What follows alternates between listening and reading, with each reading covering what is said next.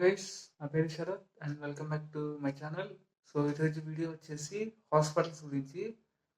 కొన్ని హాస్పిటల్లో ఏంటంటే, అంటే అందరు హాస్పిటల్స్ అని చెప్పను, కొన్ని హాస్పిటల్ ఏంటంటే పేషెంట్ ఎప్పుడైతే సీరియస్ ఇల్నెస్తో హాస్పిటల్కి వస్తాడో, అంటే అప్పుడు పేషెంట్ అంటే చనిపోయే దాంట్లో వస్తారు కదా కొంతమంది. వాళ్ళని అసలు చూడని కూడా చూడట్లేదు గైస్. పేషెంట్కి చాలా సీరియస్ ఉంది, వేరే హాస్పిటల్కి తీసుకెళ్ళిపోమని చెప్తున్నారు. సో, అంటే ఇప్పుడు వాళ్ళకి ఎక్స్‌ప్లెయిన్ చేసి ట్రీట్‌మెంట్ ఒకవేళ అక్కడే ఇస్తే కొద్దిగా బతికే ఛాన్సెస్ ఉంటాయి కదా గైస్. మీరేమంటారు?